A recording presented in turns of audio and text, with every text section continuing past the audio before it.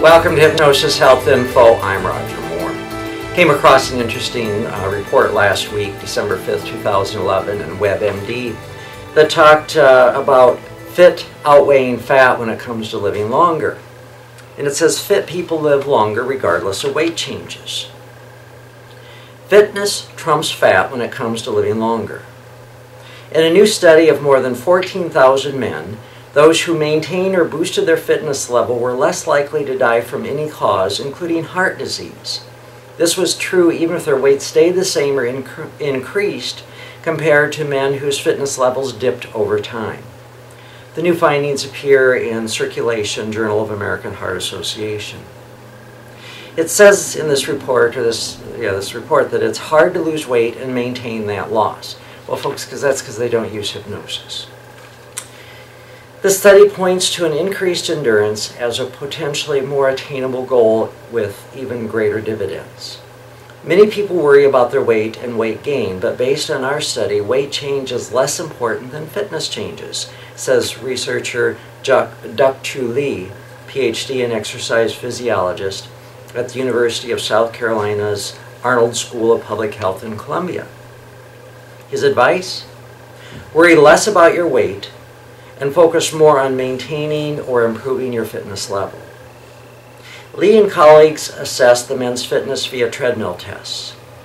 After 11 years, men who became more fit or maintained their level of fitness were less likely to die from heart disease, stroke, or any other cause than men who became less physically fit over time. Every little bit helped.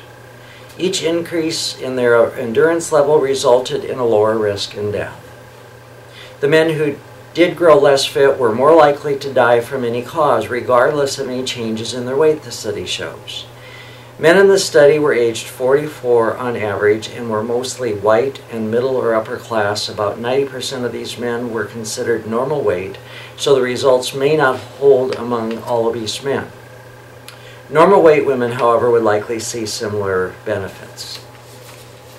This advice may also hold for people who are obese, with an exception or two. Says some exercises may be difficult to do if you're significantly obese. As for people who are thin, don't fool yourself into thinking, I am skinny and I will be fine if I don't do any exercise. You won't be. Being inactive is not okay, even if you're skinny. Ultimately, though, a cardiology professor at the University of Miami School of Medicine, Robert Myberg, says that I'd rather someone be fit and not fat. That is the ideal. So folks, what they're saying here is that they're talking about the importance of fitness, and while it mostly dealt with men who are of a healthy weight, that men who increase their endurance in exercise over a period of time decreased the odds of death, of having any disease that might cause death. And they believe that would hold true for people who are overweight. They don't know for sure, but they believe that would be true. I come from the perspective of, yes, you can lose weight and keep it off, and that's where self-hypnosis comes in.